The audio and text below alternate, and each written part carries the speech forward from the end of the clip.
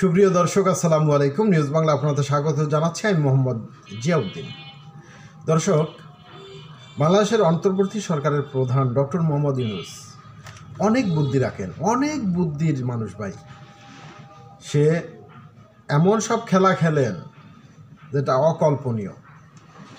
এবার এমন খেলা খেলে দিলেন যে এক ঢিলে তিন পাখি।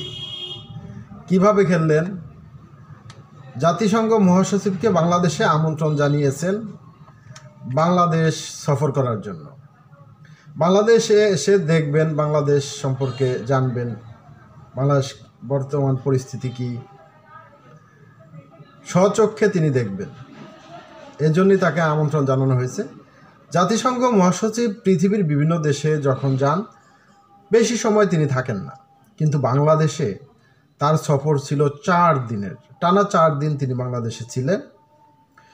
এখন এক ঢিলে 3 পাখি কিভাবে মারলেন? প্রথম ঢিল, বাংলাদেশ একটি অস্থিতিশীল দেশ বা সংখ্যালঘু নির্যাতনকে কেন্দ্র করে দেশের ভেতরে এবং বাইরে যে অপপ্রচার চলমান আছে সেটির যে ভিত্তি নেই তা জাতিসংঘ মহাসচিব স্বচক্ষে দেখে গেলেন।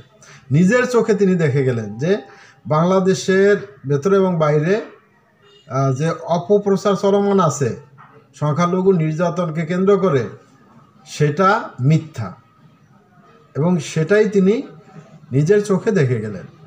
দ্বিতীয় ঢিল, বাংলাদেশে যে সংস্কার কার্যক্রম নিয়ে আলোচনা চলছে সেটির প্রতি আন্তর্জাতিক সমর্থনের বিষয়টি উল্লেখ করেছেন আন্তোনিও গুতেরেস।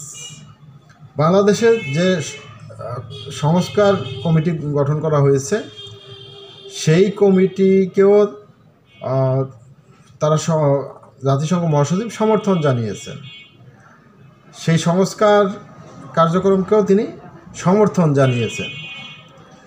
আর তৃতীয় ঢিল হচ্ছে, বিভিন্ন বৈশ্বিক সংকটের কারণে কিছুটা আড়ালে চলে গিয়েছিল রোহিঙ্গা সমস্যা, এবং এই সফরের মাধ্যমে সেটিকে আবার কিছুটা হলেও বিশ্বকে মনে করিয়ে দেওয়া গেছে। যেমন আমেরিকা রোহিঙ্গাদের ফান্ড কমিয়ে দিয়েছেন, এবং বিশ্বের বৈশ্বিক সংকটের কারণে এই সমস্যাটা অনেকের মনেই নেই, এবং এটা আড়ালে চলে গেছিল। জাতিসংঘ মহাসচিব আসার কারণে এই বিষয়টা আন্তর্জাতিক মিডিয়া চলে গেছে। এর মানে সকলেরই দৃষ্টিগোচর হয়েছে। দর্শক, ভালো থাকবেন। আল্লাহ হাফেজ।